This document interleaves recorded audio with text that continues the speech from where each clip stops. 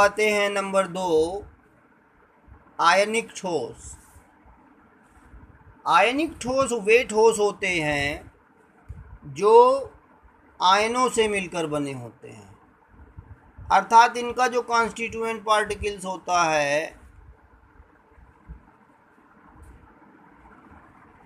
वो आयन होता है, आयनों से मिलकर बने होते हैं। For example NaCl, KBr, NaOH, CaF2, MgO etceteras. ये सभी जो आपके ठोस होते हैं वो आयनों से मिलकर बने होते हैं, और जो आयन होते हैं वो प्रबल वैद्युत आकर्षण बलों द्वारा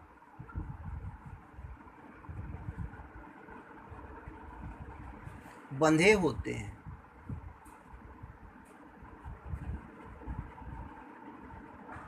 क्योंकि ये आयनों से हैं, इसलिए जो उनके बीच इलेक्ट्रोस्टैटिक फोर्स होगा वो ज़्यादा होगा। आपको मालूम होना चाहिए कि ये ठोस अवस्था में विद्युत के कुचालक होते हैं, अर्थात उनमें इलेक्ट्रिसिटी का कंडक्शन नहीं होगा, परंतु गलित व विलयन अवस्था में विद्युत के सुचालक होते हैं। यह ऐसा इसलिए होता है क्योंकि जब इन ठोसों को गलाया जाता है या उनका विलयन बनाया जाता है तो इनके आयंस फ्री मोबाइलाइजेशन कर सकते हैं, आराम से विद्युत का सुचालन कर सकते हैं। ये कठोर होते हैं और भंगुर होते हैं, अर्थात अगर इनको हम पीट दें या इनमें चोट कर दें तो ये टूट जाते हैं, टुकड़ों में टूट जाते हैं, हार्ड एंड ब्रिटिल। दूसरा जो इनका जो मेल्टिंग पॉइंट होता है वो हाई होता है। हाई क्यों होता है? क्योंकि इनके आयनों के बीच में एक प्रबल वैद्युत आकर्षण बल रहता है और उस बल को तोड़ने के लिए ज़्यादा एनर्जी देनी पड़ती है, और ज़्यादा एनर्जी का मतलब ज़्यादा ताप देना होगा, और उस ताप के कारण ही ये मेल्टिंग पॉइंट हाई रखते हैं। तो आपको मैंने 2 मॉलिक्यूलर सॉलिड्स और दूसरे आयनिक सॉलिड्स बताए। नंबर 3 होते हैं आपके कोवैलेंट, जिनको हम सहसंयोजक या नेटवर्क सॉलिड। सहसंयोजक आपके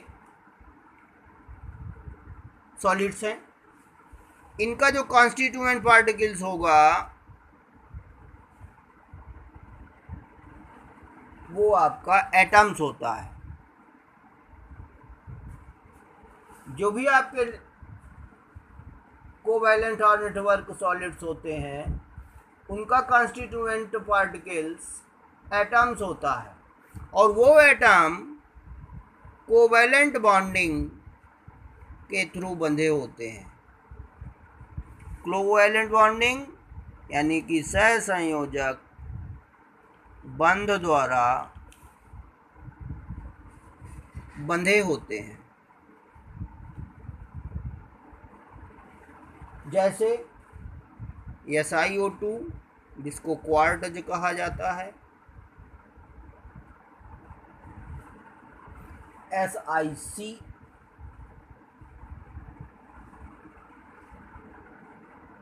या जिसको हम डायमंड के रूप में कार्बन ले लेते हैं।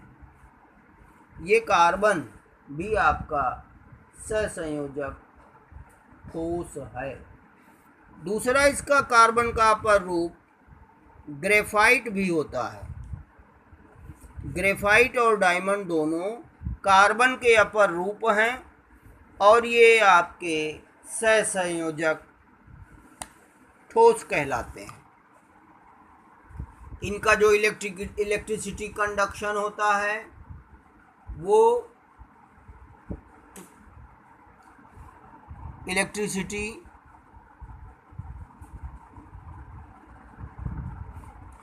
कंडक्शन अगर इनका देखते हैं तो आपके ये कंडक्टर होते हैं कुछ अपवाद को छोड़कर।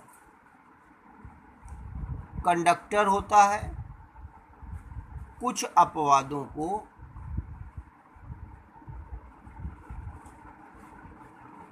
छोड़कर। कुछ अपवादों को अगर छोड़ दें तो इनका जो इलेक्ट्रिसिटी कंडक्शन होता है वो सुचालक होता है। इनका जो मेल्टिंग पॉइंट होता है वो अनियमित होता है। अनियमित होता है अर्थात आयनिक सॉलिड्स से कम होता है और मॉलिक्यूलर सॉलिड्स से थोड़ा ज़्यादा हो सकता है। और चौथा आपका आता है धात्विक सॉलिड, धात्विक ठोस। आप तमाम प्रकार की धातुएं जानते हैं, आयरन, कॉपर, सिल्वर, गोल्ड। तो इनका जो कॉन्स्टिट्यूएंट पार्टिकल होता है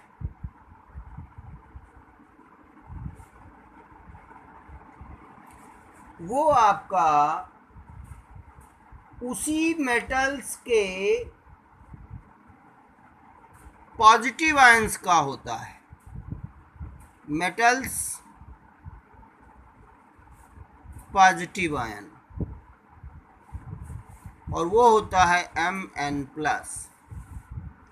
ये positive ion in a sea of delocalised electrons, जब उनमें पृष्ठ पर उपस्थित इलेक्ट्रॉन डिस्ट्रीब्यूट हो जाता है तो वह पॉजिटिव आयंस बनाता है और इनके बीच में एक मेटेलिक बॉन्डिंग बनी होती है।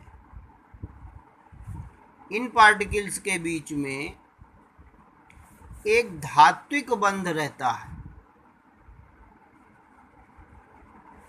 इस धात्विक बंध को अगर हम देखते हैं एग्जाम्पल में Fe है, Cu है, Ag है, Au है, एक्सेट्रा।